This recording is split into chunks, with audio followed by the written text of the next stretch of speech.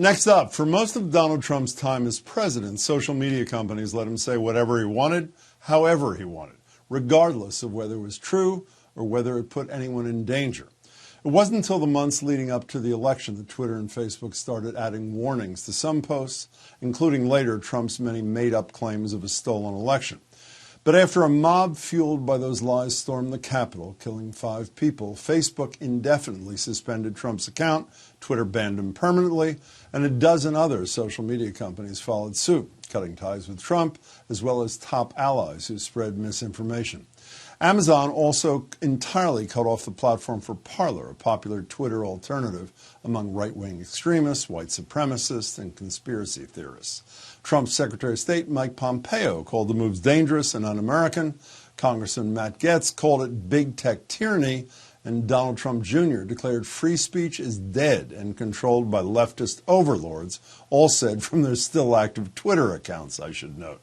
But it wasn't just Trump's supporters sounding the alarm.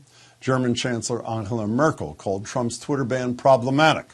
A senior counsel for the ACLU warned of social media companies' unchecked power. But the subtitle of my next guest piece in the New York Times read, "Deplatforming President Trump showed that the First Amendment is broken, but not in the ways his supporters think." Emily Bazelon is a Times staff writer, co-host of Slate's Political Gabfest podcast, research fellow at Yale Law School, and the author of a fabulous book, Charge, The New Movement to Transform American Prosecution and End Mass Incarceration. Emily, it's good to see you again. Thanks for being here. Thanks so much for having me. So many who had contempt for Trump cheered when his social media accounts were shut down. But as you write about, many others who had contempt for Trump expressed concern about so much power over speech vested in some private sector tech executives. Did any of them have an alternative that was workable? That is a hard question to start with. I think the short answer is no. I think the longer answer is that there are alternatives to what we currently do, which is to turn over all the content moderation, all the monitoring of speech on major social media platforms to the handful of executives who run those platforms. But it's going to take a while for that alternative to really take shape. The Europeans, I would argue, are ahead of us on this in terms of thinking about how to regulate these companies. But to just talk about regulating speech gets people really nervous. And so that's the kind of tension that we have here. Well, speaking of the Europeans, the woman who's head of the European Commission, whose name I can't think of at the moment, said today she invited Joe Biden to join 27 countries there against she wrote, the darker side of the digital world. But the First Amendment stands in the way of us engaging in such collaboration with a lot of other countries, does it not? It definitely, as currently understood by the Supreme Court, is an impediment.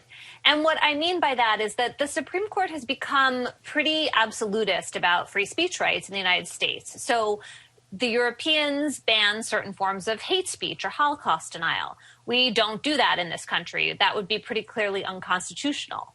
I do think there is some possible common ground here, though, when you talk about things like, should the companies be held to the standards that they set for speech moderation? Should we have some better sense of what's happening? Like, we just literally don't know because a lot of the data they collect is in a black box that they keep secret. So those kinds of issues, I don't think the First Amendment would block the United States from participating with Europe or on its own in figuring out how to address those things. And when people like Jack Dorsey from Twitter and Zuckerberg testify in front of Congress saying they believe some government regulation might be appropriate, do they mean it, or is that just for the consumption of the audience they're sitting in front of on that particular day? That's a great question. I think a few things have happened with Zuckerberg and Dorsey. They've taken a lot of heat for the decisions they've made. And in some ways, they're in a kind of thankless position, right? Because they get blamed when things go wrong online, but they don't really have any workable standards from any government to use. And so they've talked about a couple things. One is self-regulation. So Facebook, for example, has this new oversight board.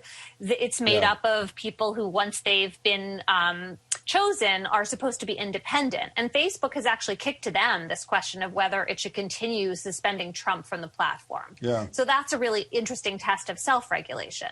Then there's the question of what Dorsey has called a new legislative framework for involving the government in some indirect way in how these companies operate. And I think that Facebook and Twitter and other platforms could be open to those kinds of interventions, especially if they have to be, in order to keep things that they want from, the kind of lack of regulation they've had so far. Yeah, I know that neither Zuckerberg nor Dorsey would embrace this, but is it possible that Donald Trump was onto something with this infamous Section 230, which essentially gives platforms immunity from what is posted? I mean, even Gina Raimondo, the governor of our neighboring state, who I believe in her hearing on her nomination to be Commerce Secretary the other day, said that she was open to looking in some fashion, I don't know exactly what she meant, at Section 230. Is that even remotely possible? Yeah, so Section 230, as it's currently understood by the courts, gives social media platforms broad immunity from civil suits for the content that they allow people to post. Mostly this affects defamation kinds of actions. I think that President Trump's calls to repeal Section 230 are kind of misguided. And it's not just President Trump. A year ago, President Biden said the same thing. But the thing about repealing Section 230 is that it would really only allow probably defamation suits, which aren't directly responsive to this big problem of disinformation and hate speech that we're having. And so I think that the better idea, and maybe this is what Gina Raimondo was talking about, is to use this big grant of immunity that the companies have as leverage to get them to do things that would make for a better speech environment online. It seems to me, as a person who doesn't spend time in Congress but consumes their behavior, I guess, every night on television, that the greatest obstacle to them doing something is not their inaction on virtually anything that matters, but the fact, as you acknowledge in your piece in the New York Times, deplatforming worked. Worked in quotes, I guess you would say. There was that study that came out a week or so ago saying that the amount of online misinformation about election fraud or elections was down, I don't remember, 73% or something in the week after Donald Trump was dumped from Twitter. So isn't that their escape hatch? I know they wouldn't say it, but the fact that the private sector did do what it did provides an out, essentially, for legislators doing something that's pretty difficult, no? I think if the drop continued and if the changes the platforms made were sustained, that would be the case. It's just that we have no reason to think that will continue because the platforms have their policies and their algorithms set up to make money. That's their private businesses. And in the past, they have kind of put some reins on abusive speech and then taken them back off. So we saw that happen, for example, after the November election. And now the sort of reins are back on because of the assault on the Capitol on January 6th. But there's no reason to think they're going to continue without the government taking some kind of step. So in 30 seconds, are you optimistic that the government will figure out how to do something, even if it's not everything? Eventually, yes, but I don't think we're going to see some instant transformation. I do think we are going to see the government figure this out in some way down the line. I think there's much more beyond that odd smile you just gave me in response to that question, but we have no more time. Emily, your piece was fabulous. It's great to talk to you as always. Thanks so much. Thanks for having me.